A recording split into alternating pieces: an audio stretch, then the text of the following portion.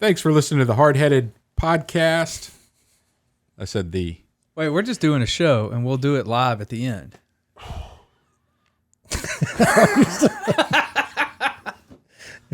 He's having some taco issues over there. Taco bout, some issues. Man, we need some intro music. All right. Hit it.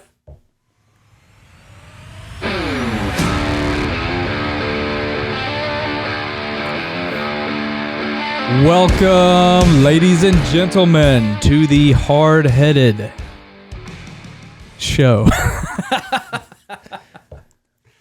Hardheaded podcast. It is a podcast. It's Video a show.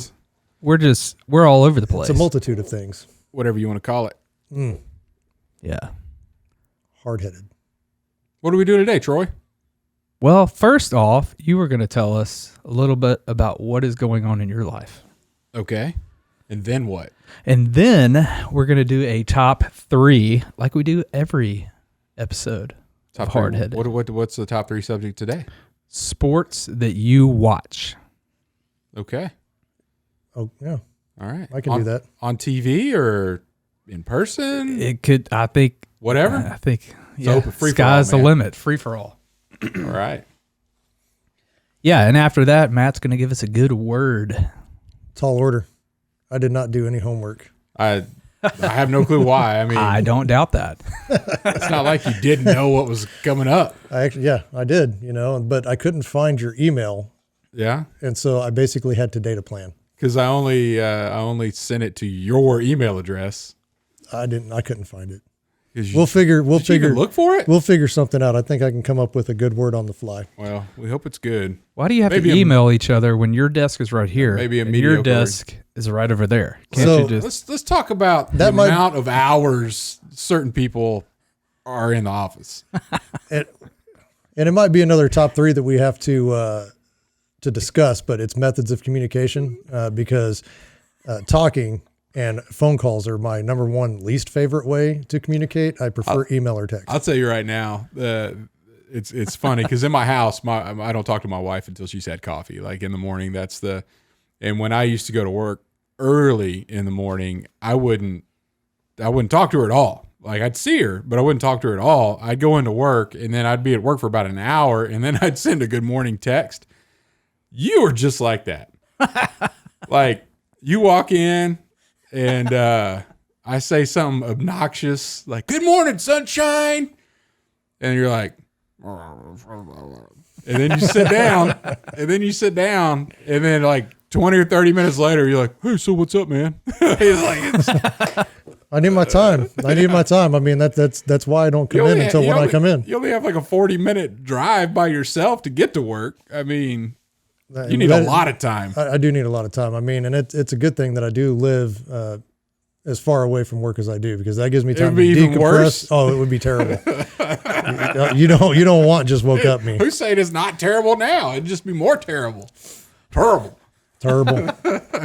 All right. So what's on your mind? Well, I'll tell you right now, Operation Warp Speed. I'm not going political with this at all. But Good. What we know is we were told something at the beginning of the year about when a vaccine's coming out. And then by somebody that doesn't know, right? Never developed a vaccine, doesn't know timelines, doesn't know anything about that. And every air quote expert that could get on TV was coming out saying it is impossible to run a vaccine to ground in the timeline that was just told to everybody. And here we are. Injecting sugar water into everyone. Hey, it made some lady pass out. Hey, she passes out whenever she gets a shot. Oh, Any shot. okay. And that's why she volunteered to.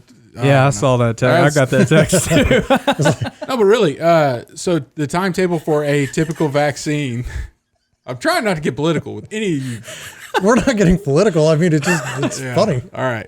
That's the person that you picked. Troy, how many years does it take to get a vaccine out on the average timeline of this day and age? I don't know.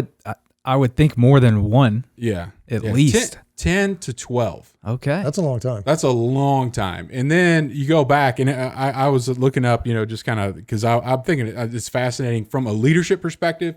I'm looking at this, and I want to know, like, what did this team do? And the team, you start digging into it, was not the politicians. There was they had several departments on there: CDC, Health and Human Services, National Institutes of Health, the Department of Defense. And then you had the DOD in there from a logistics perspective, and one of the main guys was a DOD guy. Nothing to do with medical. And I want to know what that team did. Like, how did they make this work? It's just fascinating to me when for so long the scientific community, the health community, has been doing things that take a set amount of time. And somebody comes in and disrupts them and says, "You're not going to do that. We're going to go faster than that." And their first reaction was, "It's impossible. Like, we cannot go faster." Maybe 3 years. In fact, there was this think tank that came out and did a study. They bring in all their health experts. They talk to doctors across the world. They talk to virologists. They talk to all these professionals, and they released a paper on October 2nd of 2020 that says that there is only an 85% chance that there will be one vaccine ready by December of 2021. What was that percentage again? 85% chance 85. that one vaccine would be ready for the market December of 2021. And as we're sitting now, 3 vaccines are 2 of them are shipping. One of them is right on the doorstep of being approved and shipping. So I'm thinking, there's something for all of us to learn here. Not necessarily about vaccines and all that kind of thing, but like, my gosh, how do you, what are we doing today that we say can't be done any other way? It's going to take this long to do it, or I can't do that. When you get a broad team together, which we saw with Operation Warp Speed, all the experts on what has to be done, you need them, right? It's not like all these doctors just don't know what they're doing and they can't do it inside of 10 years. We're not going to talk to doctors. We had to have doctors tell us what has to be done. What does a clinical trial look like? How many people do we need? I mean, there's those experts are still valuable, but who was in the chair, or how many people were there saying 6 months for that is not going to cut it? How can we cut that down? That's not acceptable. Let's cut that down. And down to the detail of, selecting the people. I think another thing that's fascinating about this is the volunteers, right? We typically pay, you hear advertisements on the radio. We will pay you for a trial. If you would just take this drug or the placebo, we're not going to tell you, but Mm-hmm. No lack of volunteers for this. So the whole world kind of came together, and everybody was like, what can I do to help? I've had COVID, or I'm at risk. I'll volunteer for this vaccine. Everybody kind of came together, and man, they pushed this thing over the goal line fast, record pace. And I think there's something there for us to learn. I hope some of those folks write a book and give us some insight into how to break down barriers, how to get rid of the norm, and move us along in a quicker direction that's going to help a lot of people. And then how do we get the whole community, around an issue and help? Because it can't just be there. You need volunteers for this. You need logistics people. It's fascinating. So that's what I've been thinking about. That's what's been on my mind lately, is just like and that's a pretty cool name too. I mean, I'm no good at naming operations, but Operation Warp Speed. It does sound pretty cool. Yeah. And I like ludicrous speed. Yes. That's for COVID-20 instead of COVID-19. But, and I think when you take the politics out of it, because you said you weren't going to get political with it, yeah, and you have everybody working together for one common goal. Yeah. And that's the way that politics should be. So politics, I think, should reflect how this vaccine came about. Yeah. And whether you're on the... And so if those doctors write a book, I think our politicians should be the first ones to read it. Absolutely. Yeah.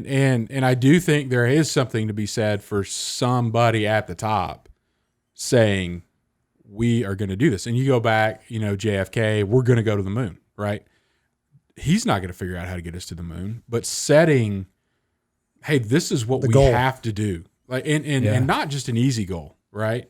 Because then you're not focused on it. But Well, that's what he this said. is, We don't choose to go to the moon because it is easy. We choose to go because it is hard. yeah. Yeah. And set, so there's a little lesson on leadership there is, you know, people in positions of power that can literally say, we have to go get this done. Like, and I'm looking at it like internalizing that from a family perspective. Like, what is there any daunting task that, you know, I'll say school right now is really hard with our kids. Oh, yeah. You know, and so, hey, even though this is hard, how can we set a goal? How can we rally everybody around it, get full support? Everybody understand this is important. Let's jump all hands on deck. Let's not think I can't do that because, or this never worked because. Let's think about it differently. And I think there's a lot for all of us can learn there. Like you said, one common goal, like that everybody actually, you know, wants this thing to go away. There's nobody out there that's like, oh, this is great. You know, even if you don't think it's that bad, just the ramifications of it on the community is bad. Right. You know, so get everybody got around there, man, push this thing over the goal line. It's a miracle. In fact, that's what most of the quotes were. It would be a miracle if. Like, there's no way that's going to happen. The only way that could happen is if it's a miracle. And here we are, 3 different companies, 3 different vaccines, in a fraction of the time that it normally takes those organizations to get through. Yeah, and I'm really looking forward to seeing, you know, what happens with each vaccine. You know, like whether one works better than the other, one doesn't work at all, or well, they're going to work. I mean, just, the studies have shown. Okay, but that's good. The problem is, you know, the first 2 that have been released, Moderna and Pfizer, they require 2 doses. So there's a lot of nervousness if somebody's going to get the second dose. If they don't, it's not as effective. The third one coming out, the Janssen one, is from Johnson & Johnson. It's a single dose, so they're a lot higher expectations for that one being very effective. And then you get a certain percentage of people that take it in a population, even those that don't. If you get above a threshold of, I don't know, somewhere around 75 to 80%, then those that haven't taken it, you've got this herd immunity type situation that goes from there. So it's not something that necessarily everybody's going to have to take. So anyway, that's what I was thinking about. Well, somebody did their homework. Yes, he did. I wrote the email. You did write the email. No, but it was funny because I did see you over there doing your research today, and I was like, man, I should probably come up with a good word for today. Yeah. So I sent you an email. You didn't open it. I was an example to you, and you're just like, yeah. Well, I mean, like I said, we break it down, and email is one of my favorite ways to communicate, but I failed to open yours. Yeah. I need to read that book to find out how to get you motivated to come up with something. That's true. Maybe we can work together as a team to figure that out. So when those guys write a book, I mean, I'll have to get an audio book, but I'll listen to it and maybe try to apply some of those principles. All right. Maybe. All right. Next segment is my favorite, top 3 things. Top 3. Top 3 sports to watch. Top 3 sports to watch. Chet, why don't you lead us off today? All right, man. What is your third? Third, MMA. MMA. Ah, that's a good one. Yeah. I was never even a boxing fan. But when, I don't know, it was like TNT or something, it's, years ago, was showing old UFC fights or whatever. And like, man, I'd come around to it on the channel surf and stop and had to finish the show. It was just fascinating. So just, kind of get into it. Yeah. Some of the things you see on MMA. Have you ever seen it live? Nope. Oh, It's even pretty spectacular. better. I actually got to go to Vegas, and we were there. There was a fight that night. We ended up getting tickets to the fight, and we were lucky enough to go to the weigh-ins and watch the weigh-ins in person, and then go backstage and meet a few of the fighters. Yeah. And some of those guys, I mean, they look ginormous on TV. They're not. And you walk up to them, you're like, I could take this guy. No. And Joe Rogan was actually there as well, so I got to see Joe. Yeah. Yeah. Very cool. So MMA, college football. College football. Yep. You know, and I'll tell you, you know, that CBS 2:00 game, SEC, all over the country. That's one of my favorite ones to watch. But yeah, in any college football. And then, you know, general football after that, but college football is so much more fun. Yeah, they're actually playing for something, I feel, you know? Other than money. Wait a minute. Depends on what program you're in. I promise you I've been working at that car dealership for $250,000 a year. Anyway, number 1, golf. Professional golf. You mean you like to take a nap? No, well. On Sunday afternoon? Yeah, that's my favorite thing to watch too. Oh, wait, the back of my eyelids. A little bit of that too. Yeah, if I get home from a duck hunt, you know, like on a Saturday, no matter what's on, there's going to be some napping going through. Oh, yeah. But I will tell you this, and I haven't put a stopwatch to it, but there is no sport on TV today that has more shots in a quicker time than golf. They've got like 47 cameras out there. And it's like, oh, so-and-so's hitting. Okay, let's go over to this hole. Oh, so-and-so's hitting. Now this guy's putting. Now this guy just saw the tee box. And it's just like boom, boom, boom, boom. Non-stop action, which is hard to believe for golf. But literally, you put up a golf match next to a baseball game on TV, and there, you know, it's like every 45 seconds there's a pitch, or every minute and a half, because the dude has to step out of the batter's box and do the thing with his gloves and adjust this and do the thing on his helmet and then get back in there. Then and spit. And then they're not going to be able to spit now when they come back, the major league. No way. No, they just ruled when they rolled out the COVID rules. Spitting is on there. It's whatever, dude. What are they going to do? Fire him? I don't know. Kick him out? Oh, that's a fine. Fine? That's probably a fine. They're going to be paying to play then, because there's no way. There's no way. I couldn't do it. No. And I don't even play baseball. I mean, because all the tobacco, sunflower seeds, I mean. Yeah. No Jeez spitting. Louise. We'll see. But that baseball, I'm telling you, like, there would have been like 17 golf shots happen on TV in the time it takes to pitch a ball. And that's true, you know, because the football games that we watch, you know, on TV, it's kind of funny because going to a live football game takes forever. Yep.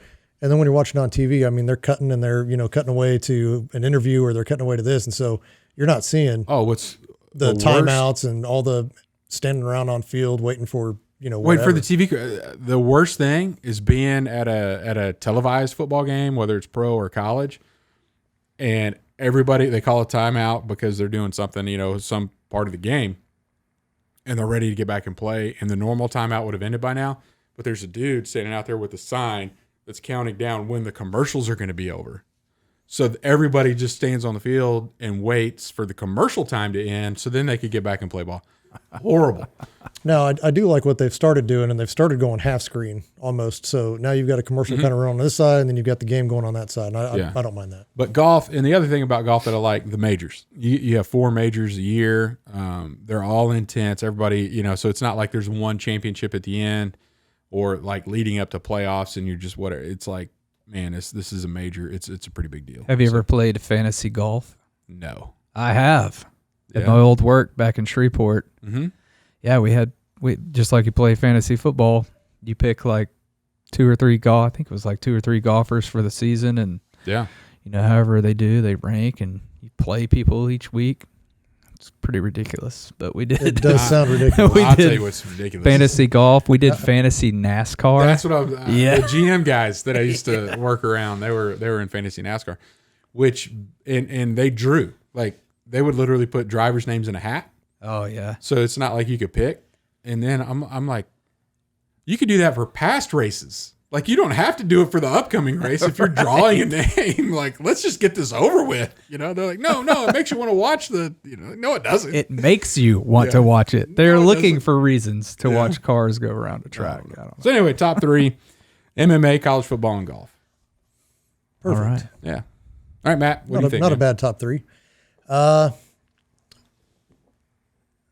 I've got another one of those lists that kind of fluctuates between 1, 2, and 3, because I really don't have a favorite. I see a recurring theme with Matt's top threes. Are you thinking about the top three right now? You don't even know what you're going to say because you didn't prepare? You're exactly right. No. So I'm going to... everything Chet said. I agree. Troy? No, that can't be right. I can't agree with you on anything, with the exception of I will give you MMA. So I'll say number 3 is MMA. And I used to watch back in the day when the UFC, back in UFC 1, when it was no holds barred, no rules, and those fights were absolutely boring. Yeah. I mean, and here you got somebody that could potentially actually get killed in the ring, but it just wasn't as fun to watch as what we have now. I mean, the skill of these guys is absolutely incredible, and it's so much fun to watch on TV. And so when the UFC became what it is today, and I believe it came with the purchase that Dana White made, and took everything over and got it going in the right direction, it's been a heck of a lot of fun to watch.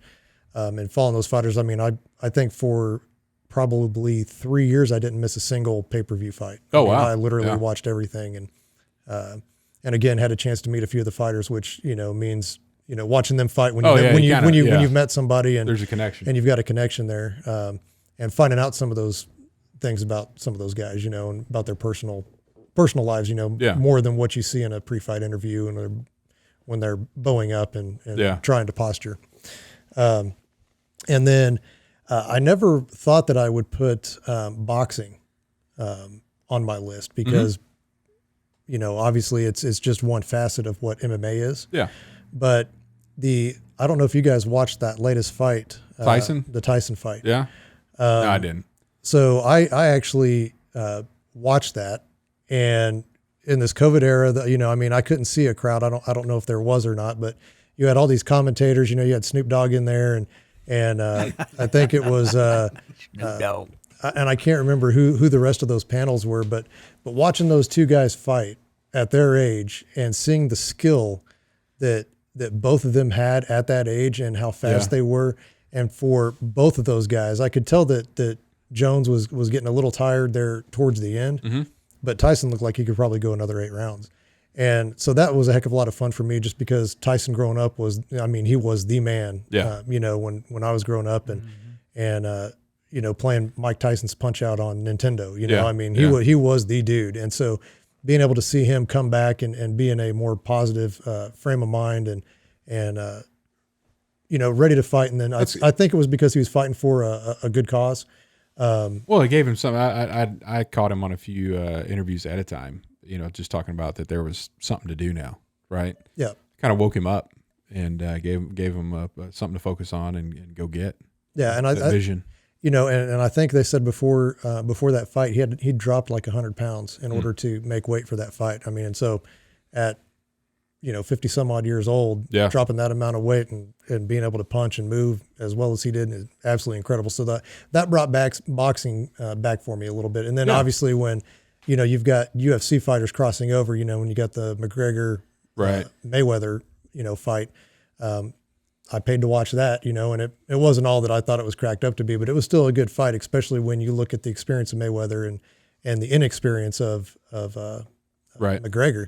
And watching that, I mean, it's fun to watch and, see things that I can't do and watch people be able to do them. Cool. And so then I would have to go number 1, sport to watch for me, even though I like watching soccer, which I know sounds crazy. It sounds weird because soccer is, there might be one or two goals every 90 minutes, but 1 or 2 shots on goal. No, there's a lot of shots on goal. They just, but you even call it that? I know that's a hockey term. Shots on goal. Is that what you say that in soccer too? Yeah. Yeah. Okay. It's a shot on the goal. Yeah. My bad. Whatever. I'm no soccer expert. But so that's where it kind of it's football. It kind of depends on the year whether soccer's in my top things to watch, because most of the time you only have like a MLS or you've got these club matches from England. Yep. But you have the World Cup. I'll get behind some World Cup action. I like watching. Like watching that, but I can't watch that as often. I mean, and that's the whole world gets involved in that, and so that's fun. And I had the opportunity to watch one of those down in Peru, and those people are absolutely nuts. Oh yeah, shut things down. Oh my gosh. Yeah. Watched it in a bar, and it was absolutely crazy.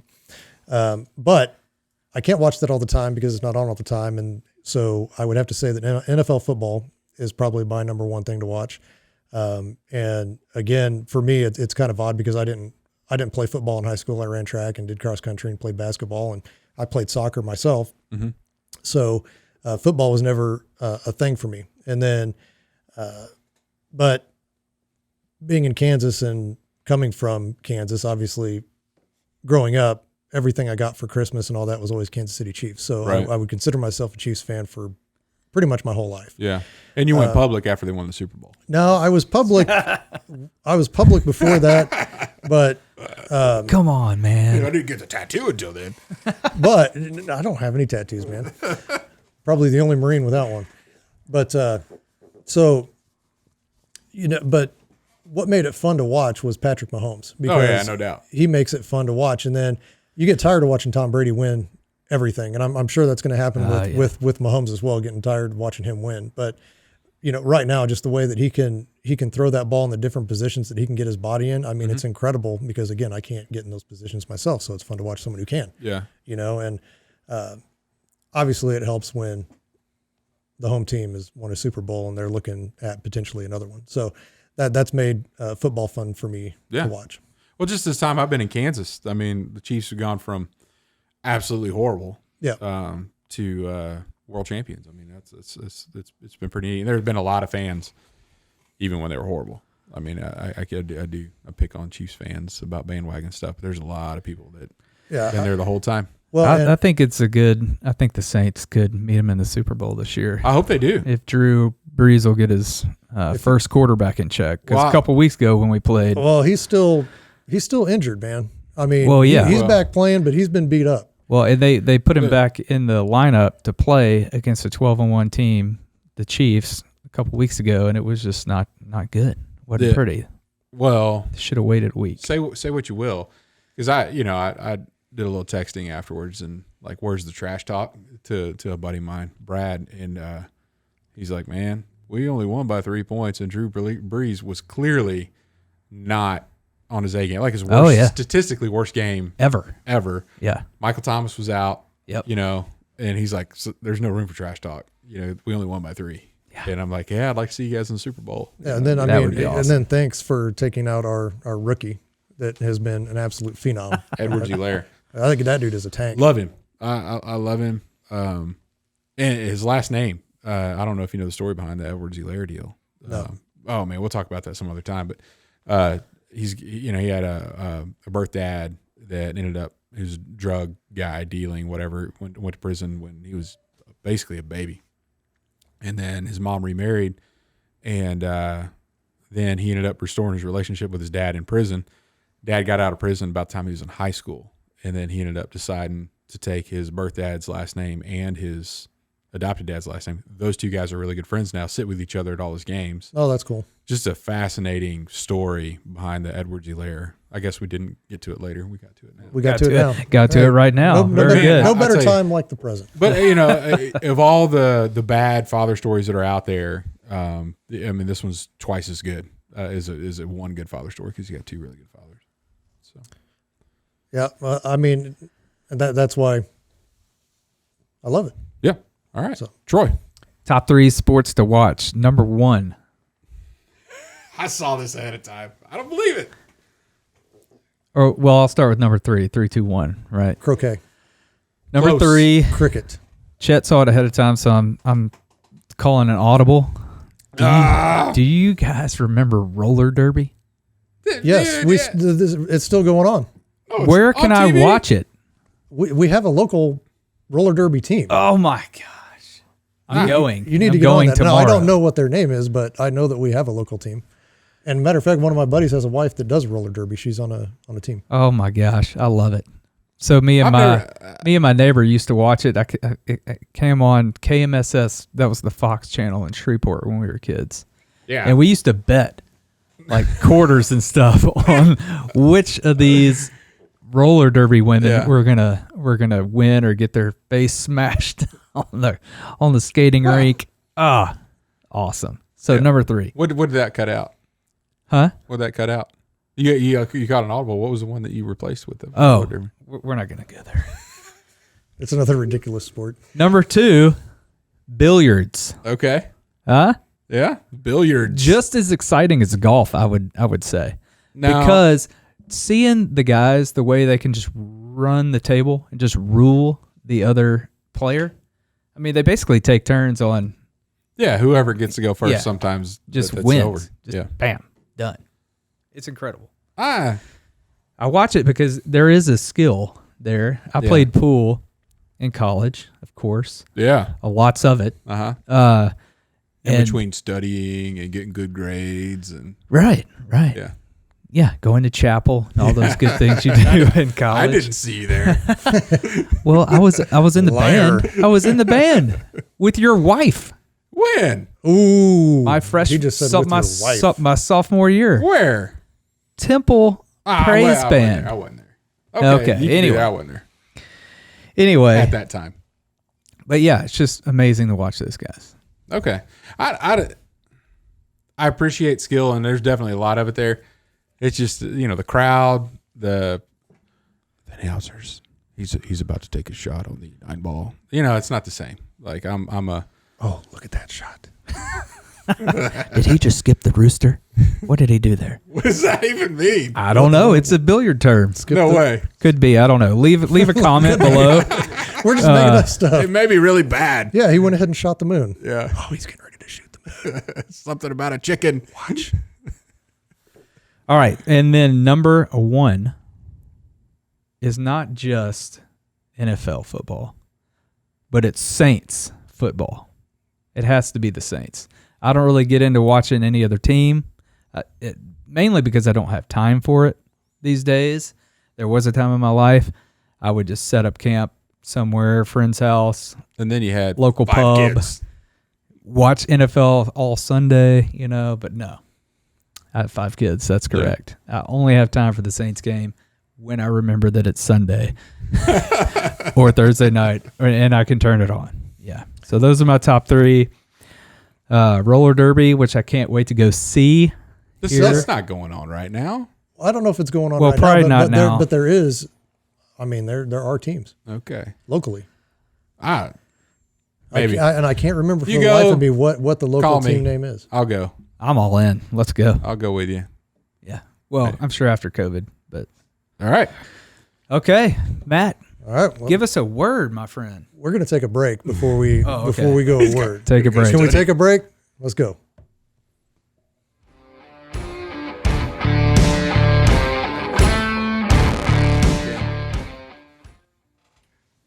All right, we're back, and we are back. Matt's ready. I'm ready.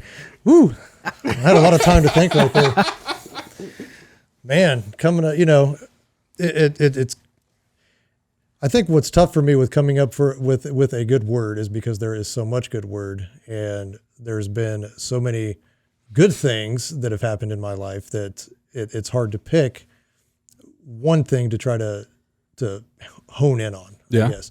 So I think I'm not gonna go backwards. I'm going to go forwards, and I am going to, as part of a good word, I'm going to try to live a good word for the next 365 days, being as we are starting in a new year. Yeah.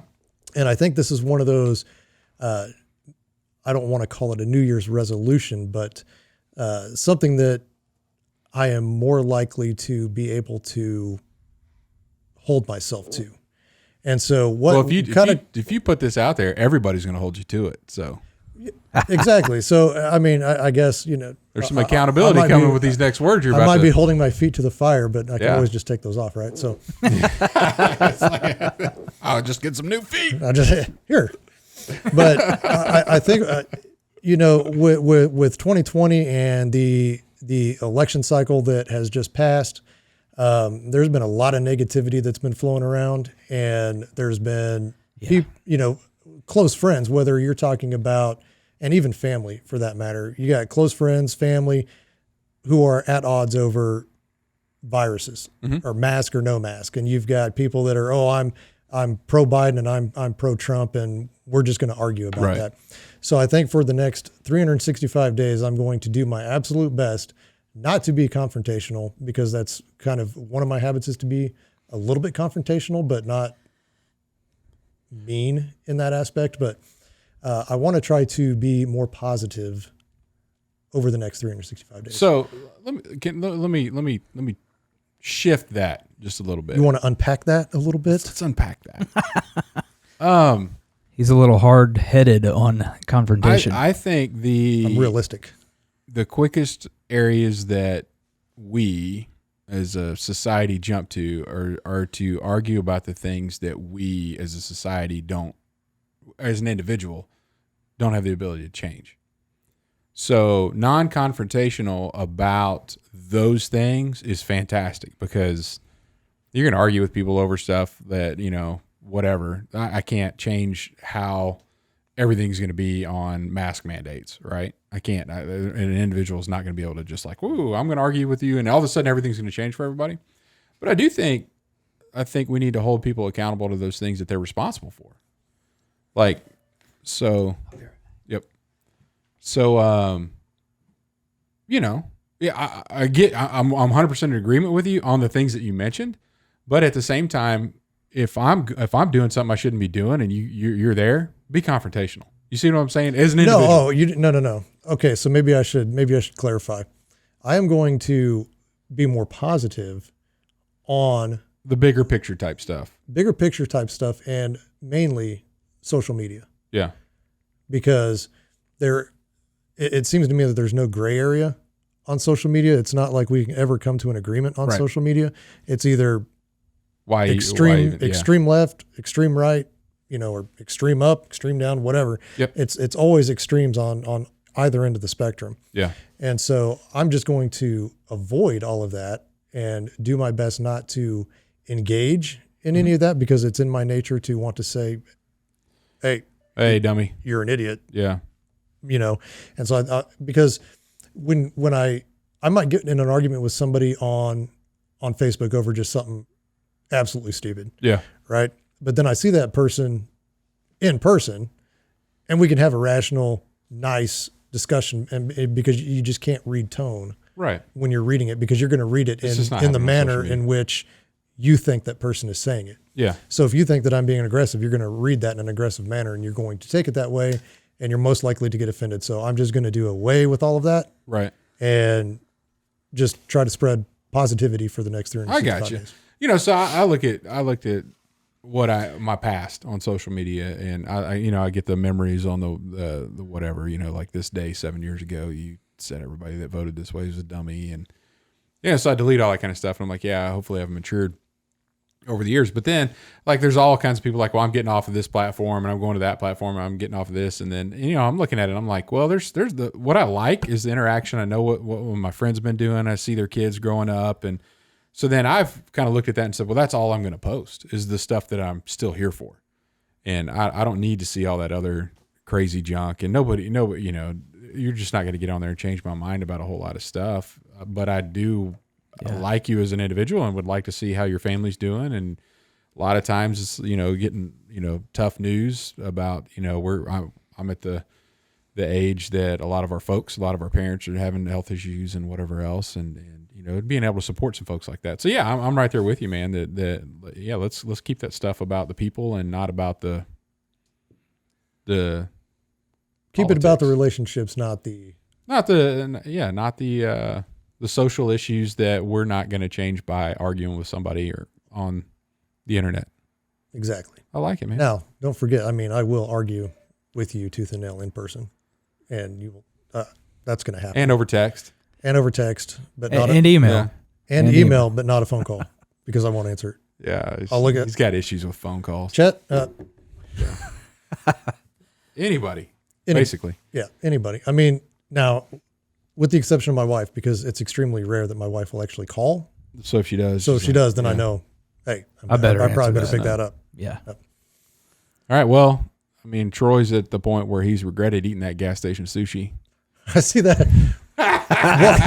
Welcome back. Yeah. Welcome back, Troy. It wasn't the sushi. It was that large beverage that I drank with it. Oh, okay. So, okay. Yeah. What movie was that? The Sush is Loose? What movie was that? That was a movie? I don't know. The Sush is Loose. Oh, I'm going to have to think of it. I don't know. Hey, if you know the movie, let us know because I can't remember. All right. The Souche is loose. The Souche is loose. Let us know your favorite top 3 sports to watch. That would be awesome in the comments. Absolutely. And we're supposed to read something right now. I got it. Okay, You got it? You got it? Yeah, I got this, bro. I got can count this. on you. You want me to play you out? Play me out. I got you. Hit it. Thanks for listening to Hardheaded today. Feel free to leave your top 3s in the comments, and don't forget to subscribe to us on YouTube if you'd like to watch the show. Also, please leave us a review on Apple Podcasts because that really helps get the word out about us and the show. A good review, please. If it's a bad review, just keep it to yourself. Positivity for the new year. That's right. Yeah.